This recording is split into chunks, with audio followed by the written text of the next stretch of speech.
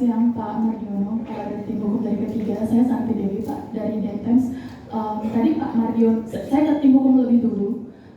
Tadi kan Pak Mardiono menyatakan bahwa ruang-ruang untuk melakukan semacam appeal begitu kali ya. Yang saya tangkap ya Pak Mardiono itu masih terbuka. Tapi kalau yang saya pahami di konstitusional kita, ketika itu sudah diputus oleh Mahkamah Konstitusi bersifat final dan binding, final dan mengikat. Apakah bisa dijelaskan oleh tim hukum ruang-ruang untuk bisa appeal atau jalur hukum apa lagi yang masih bisa tersedia ketika di Mahkamah Konstitusi sudah di-stop dan tidak bisa masuk ke tahap pembuktian lebih lanjut yang mana sidangnya dimulai pekan depan.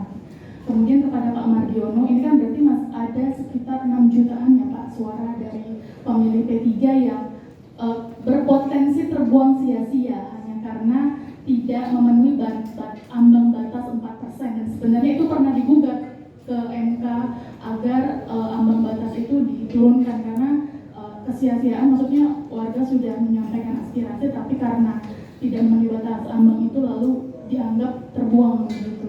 Nah, pertanggungjawabannya apa sih Pak terhadap 6 juta ini? Berarti suara yang sekitar 6 juta dan tidak sedikit ini bisa diapakan begitu? Maksudnya supaya aspirasi publik yang sudah memilih P3 itu tidak terbuang sia-sia. Apakah artinya maksudnya digabung dengan partai lain kemudian untuk bisa memiliki bargaining di parlemen begitu? Atau mungkin ada cara lain yang visible sesuai dengan politik dan aturan hukum di negara kita? Terima kasih.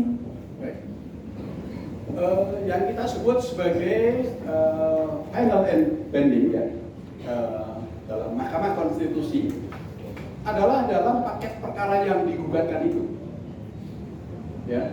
Tetapi tidak membatasi ruang-ruang hukum yang lain. Jadi yang dimaksud itu bukan kemudian dia mengunci oleh semua sistem hukum, itu adalah tidak.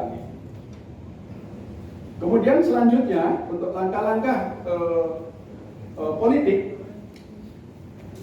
Tentu, tapi saya nggak ingin menyampaikan secara detail lagi, ya, bahwa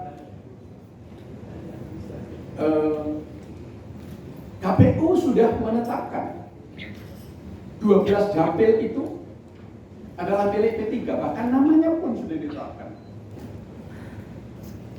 Artinya juga secara konstitusi ini haknya.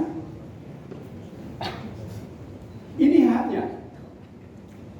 Dan rakyat yang memberikan secara konstitusi itu memilih juga itu haknya. Itu dilindungi oleh undang-undang. Dan kemudian ada batas-batas, itulah ini yang harus diselesaikan. Karena apa? Batas ini juga masih ada persoalan yang sebenarnya belum selesai, yaitu di perhitungan yang belum diperiksa secara utuh. Jadi perhitungan ini saya anggap ini masih menjadi persengketaan antara P3 dengan KPU. Dan dalam sebuah negara demokrasi seperti Indonesia, negara hukum, tidak boleh itu dibatasi hanya di satu tempat, kemudian ini sudah berhenti. Hukum kita telah mengatur kendati pun itu hukuman mati, itu masih dibuka secara luasa untuk seseorang yang dihukum mati itu masih punya hak untuk melakukan banding, kemudian kasasi, kemudian sampai gerasi dan lain sebagainya untuk menggunakan hak asasi manusianya dalam kehidupan.